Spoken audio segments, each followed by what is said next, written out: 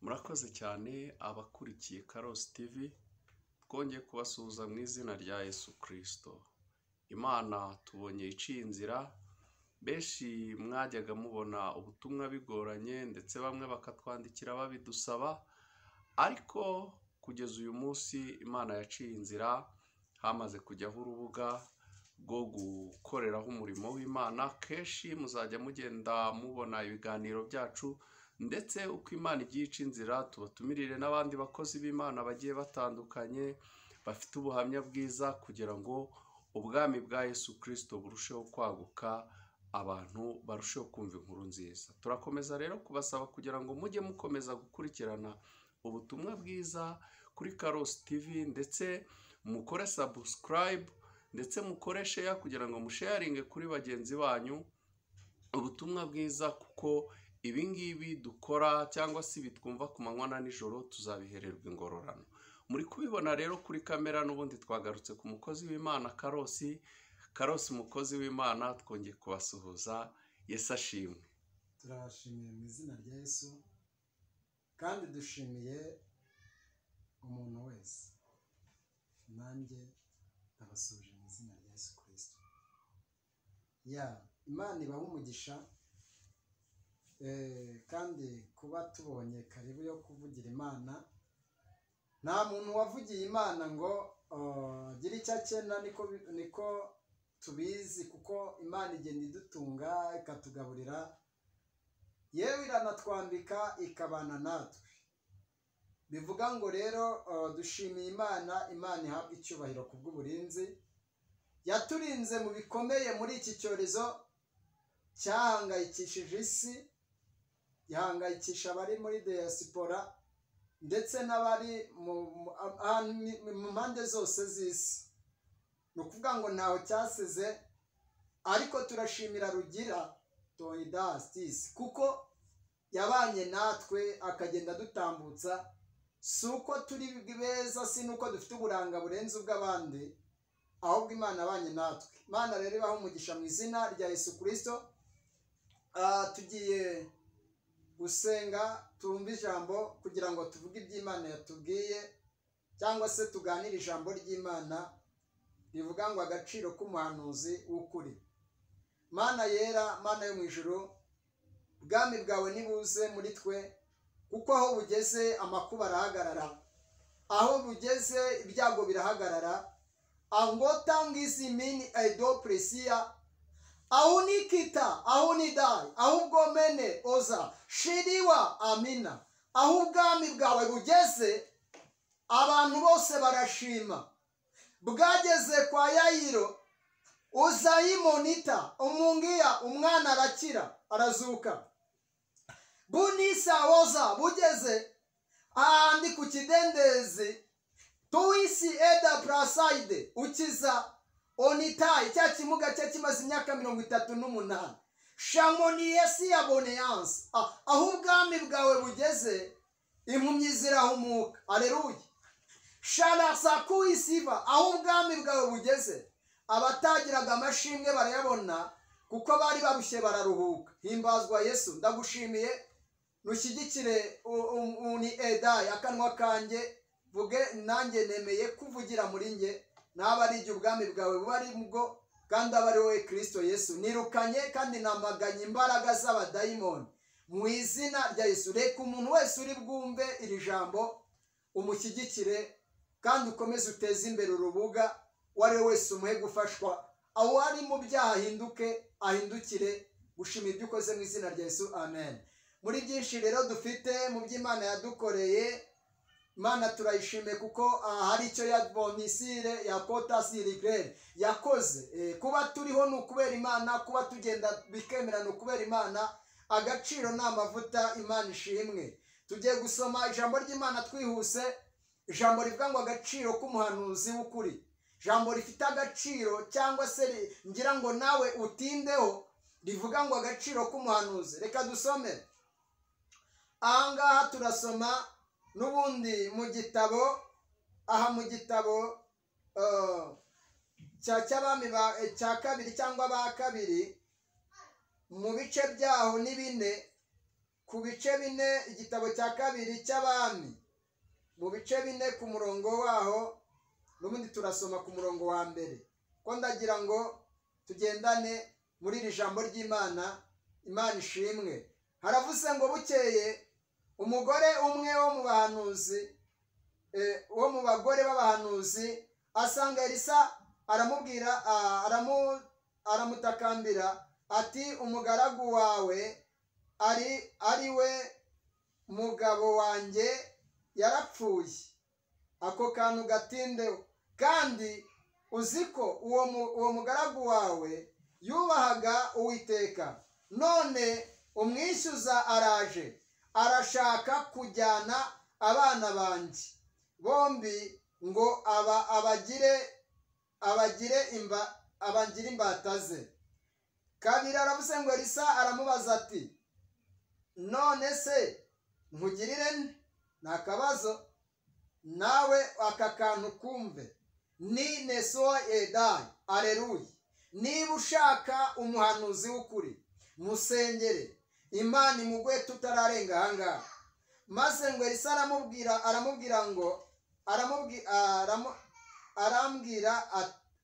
arangije ngo aramubaga ngo amugirire ate, ngo mbwira niba hari icyo ufite imuhira. Nawe ati umuja wawe ntacyo mfite imuhira keretse agaherezo k'iki kutuvuta. Dusome ku munani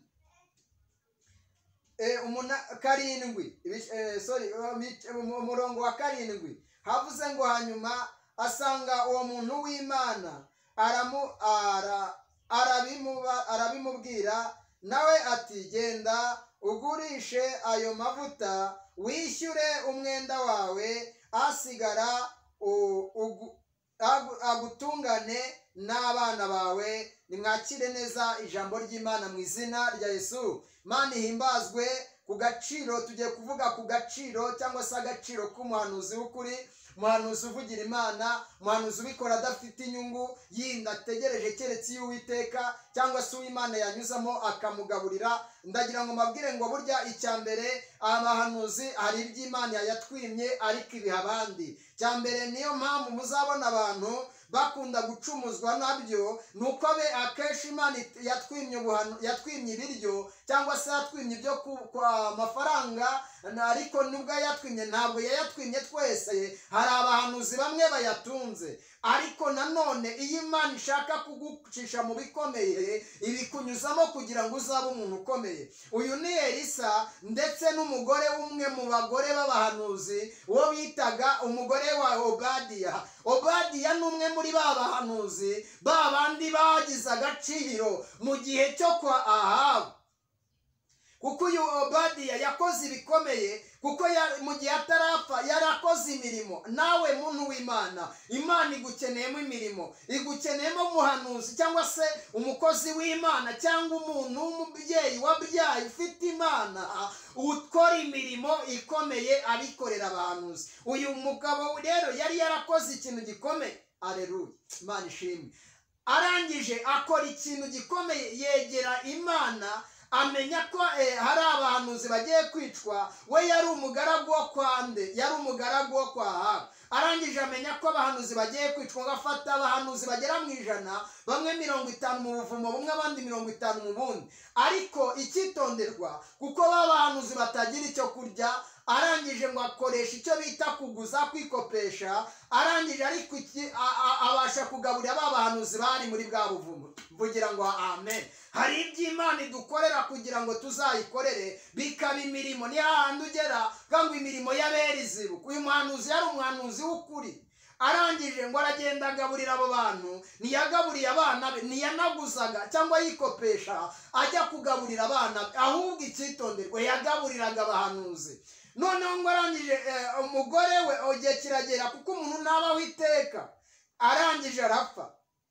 Niko Bibiliya umugore yabwiye Elisa, ngo umugabo wanjye arapfa. Amaze gupfa, nuko umugore asigarana ikibazo cya ya myenda atigeze yaka cyangwa se ajya kwikopesha, ahubwo byari bitewe nuko umugabo ari we wikopesheje. aragenda abwira kuko ibyapfiriye mu bahanuzi bikirira mu bandi. mubwire ngo niba ari abahanuzi baguhangitse b'ibinyoma, Imana iguhaye umuhanuzi w'ukuri, Imana ishimwe. birangije ako kanya ngo aragenda yegera Elisa aramubwira ngo mugaragu w'Imana, umuja wawe nje imbere yawe, umwe mu bagore b'abahanuzi naje ngira ngo nkubwire ngo umugaragu wawe ari we wagiye agaburira abahanuzi. icyitonderwa, niba hari ibyo wahombye bihombye bivugwa ngo ni mu izina ry'Uwiteka, sanga Imana ubiyishyuze. birangije uyu muhanuzi Elisa yari umugabo nkunda ndamukunda, yari afite agaciro kandi yari afite byinshi byo kwigirwaho. cya mbere yari umuhanuzi utiyemera, cya kabiri yari umuhanuzi ukora kumva ko ari Imana ikoze, cya gatatu yari umuhanuzi ubasha gukiza imiruho ahasanze umuruho. ndabyibuka ageze, wenda muvugeho gato, Elisa yasabye Eliya ibintu bitashobokaga. aramubwira ngo yewe Eliya, wowe wari ufite umugabane umwe w'umwuka, ariko niba bishoboka nanjye nyihera ku migabane ibiri y'umwuka ukurimo, kuko we yasanze hari agaciro k'Imana, yahaye Imana agaciro. Aleluya. bundongisa yikita umuhanuzi w'Imana w'ukuri aha Imana agaciro, amenya nubwo izuba ryarenga yuko nubwo bimeze gutya Imana yamugaburira. arangije uyu muhanuzi yasabye iyo migabane. hari abahanuzi b'Iyeriko ngo bari ku misozi, bari bitegeye yuko ari bupfe ari bugwe, ngo yari amaze kwambuka Yorodani. mubwire ngo umuhanuzi w'ukuri bamwiruka inyuma, bamupinga, babamwanga, babumva ari umuhanuzi wiyemera, ariko ku Mana bafite agaciro. ni nayo mpamvu ibyahanuye bishorerwa n'umwuka bikihuta gusohora. amena. birangije ngo aba bana bari bategereje aho ngaho, ndagira ngo muvugeho gato mu bimenyetso n'ibitangaza yakoranye n'Imana.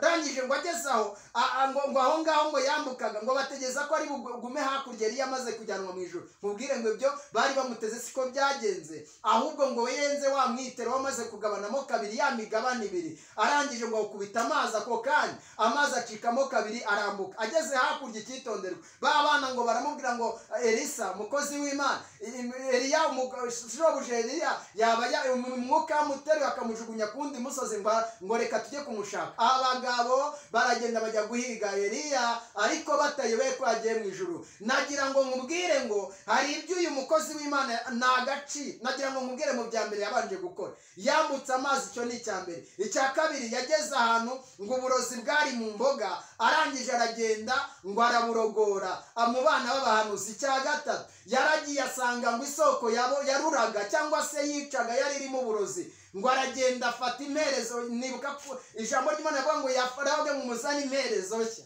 Aleluya. ndagira ngo nkubwire agaciro k'umuhanuzi. agaciro k'umuhanuzi, umuhanuzi agera mu igihugu cyarimo ibibazo kigakemukamo, kikazamo amahoro. agaciro k'umuhanuzi, umuhanuzi agera mu rugo abantu batabyaraga, uwo munsi agasiga aharemye umwana.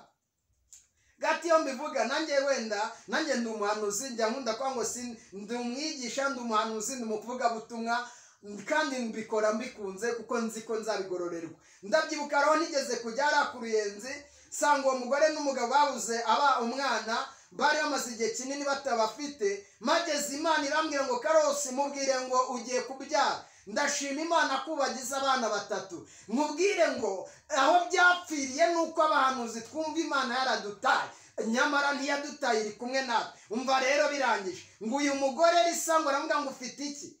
namuga ngo nufite uduherezo mu kaherezo, ufite utuvuta duke. aramuga ngo genda ayo mavuta utire ibintu bitari bike. bisaba ngo ubanye neza n'abo musengana, bisaba ngo ubanye neza n'abaturanyi. uwo mwanya ngo aragenda atira ibintu ndihuta. amaze kubitira, araza rya deni ngo asuka amavuta agacushumi. Aleluya. akayacushumura. yarangiza asutse ngo abona amavuta araje, arongera arasuka, abona kimwe kiruza, asuka icya kabiri kiruza, icya gatatu kiruzura, icyo bita imbaraga z'ubuhanuzi. Aleluya. arangije arasuka gatatu, asuka kane, asuka ageze ubwo bya bintu byose bishira. nkubwire ngo agaciro k'umuhanuzi aho atuye, anageze mu rugo rwawe, imidayimoni byose byari birimo birapfa. njya nkunda kuvuga ngo hari uwo twigeze gukorana ikiganiro mubwira ku gaciro k'umukozi w'Imana yubahwa. Imana yubaha umukozi w'Imana, Imana yubaha umuhanuzi, Imana yubaha umukozi wayo kuko iba yaramusize amavuta. Imana ishimwe, mvugira ngo amena. Hari iby'Imana yakuvuzeho abahanuzi bahari, hari ibyo yavuze aba babiyita abahanuzi bahari. Ndangije nkubwira aka kantu ngo arasuka amaze gusuka agera none ku murongo wa 7 avuze ngo hanyuma asanga uwo muntu w'Imana. Aleluya. Iyo ubikuye mu bahanuzi jya usubirayo ubabaze ngo ko ibi ngibi bige mbonye ubu bucuruzi kandi ari wewe mwabusengeye. Nongere mbige ikibazo cy'ubu abandi batarabukura ahita kubwira ngo banzu yazanemo mbanze nyarye nibirangiza nzakoresha hasigaye. Reka mubwire mukozi w'Imana, senga Imana iguha umuhanuzi w'ukuri. Umuhanuzi w'ukuri ahesha umugisha. Umuhanuzi w'ukuri ahamagara Imana, yayihamangaziye dekro, yayihamagaye iraza. Umuhanuzi w'ukuri akora ibitangaza. Umuhanuzi w'ukuri ahageze barozwe arabasengera bagakira. Arangije ngo uyu Elisa aravuga ngo genda ugurisha ayo mavuta ukuremo ayo wishyura umwenda yawumwishyuza, nurangiza ahagusiga gutungane n'umuryango wawe. Aleluya. Ntiyamubwiye ngo umeme icyacumi, ntiyamubwiye ngo umeme amaturo. Icyakora birashoboka ko yarebye akavuga ngo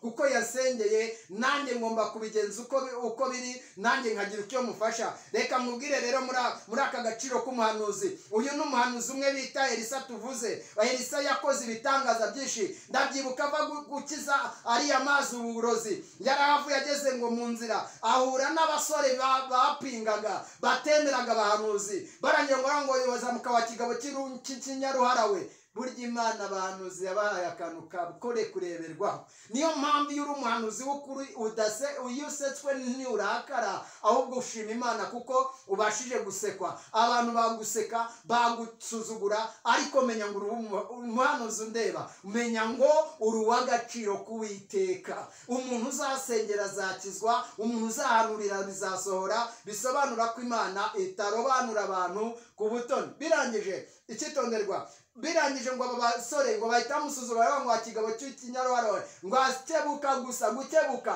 ako kanyi dubirazi manyagura yicama abagabo 40 na bangahe. Nagira ngo nkubwire ngo Imana hari ikibishaka irabatimbura. Barangije barapfa, bamaze gupfa sigara bo bari inkuru, bahita bahimana agaciro. Baravuga ngo umuhanuzi w'Uwiteka ntakorwaho. Mubwire ngo niba ukirogwa ntabwo uri umuhanuzi w'ukuri. Niba ukirogwa bikakugeraho n'ukuri ndabihamya ngende mu ijambo Yesu yavuze ngo muzakandagira inzoka na sikoropiyo, muzakandagira imbaraga z'umwanzi, nimurya icyica ntacyo kizabatwara. Niba ukirogwa ugashoborwa nta gaciro warihetaye ko k'Uwiteka. Myemerera dusengane Imana.